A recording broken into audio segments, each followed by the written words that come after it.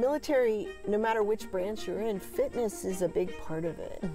And, you know, having these kind of things where we can do fun fitness things keeps your spirits up. It gives you something to hope for. Travis Mills, his motto is never give up, never quit. And as I see Melissa wearing the hat right now that says it on the side, I think to myself, this is one incredibly fearless woman who has served in our Air Force and has since then conquered so many feats that most would think, I'm not sure if she could do that, and you do.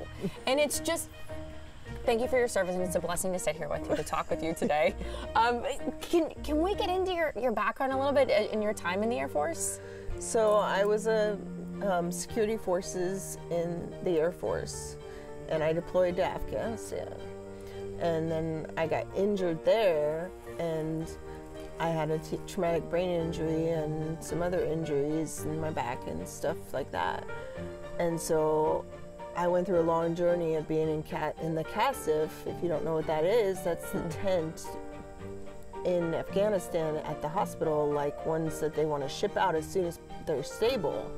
And so 3 days there, and then I went to Longstool, then Walter Reed, then Brooks Army Base, and then I eventually got back to Travis, where I was stationed. And so half of my career was, after that deployment, was all medical stuff. The Air Force doesn't have like wounded units, kind of like the Army does. I went back to my base, and they tried to find a place for me, but the wires weren't connecting right, and all that stuff in my brain 100%. So they definitely started my med board soon after arriving home. And I know your injuries go beyond what we can see, as you've mentioned.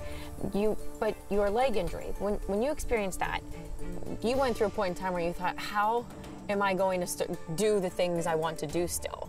Yeah. Go get into that if you don't mind. So physically, like, I mean, I got up to walking after my traumatic brain injury and everything like that, but I had 3 surgeries on my ankle, and so I didn't leave my house for 2 years. I kind of feel like now that I'm back in the chair, it's a new experience, and I was very angry at the beginning, but I'm like, no, I can do things. I'm gonna do it, you know. It may be different, but I'm still gonna have fun, and I'm still gonna put myself out there. This is your first time here at the Travis Mills Foundation, correct?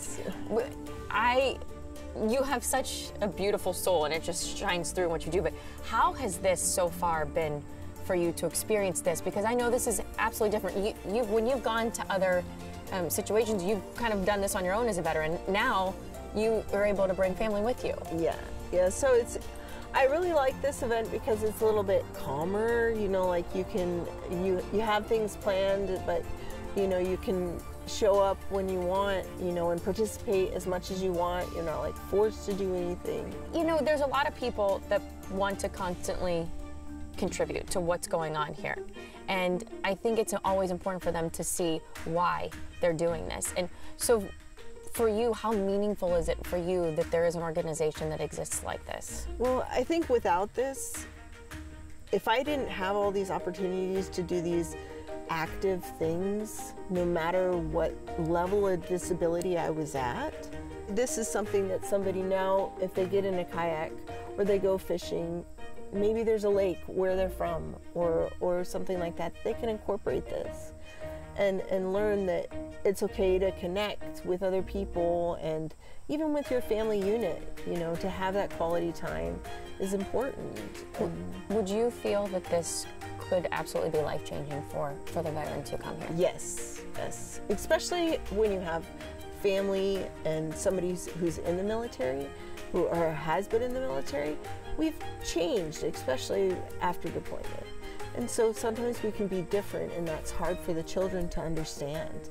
And when they are able to spend that quality time with their kids in an environment that's fun, it's almost like, as a veteran, you can let your guard down and just be that dad or mom that you are, or spouse that you were, you know, before you met these challenges in your life.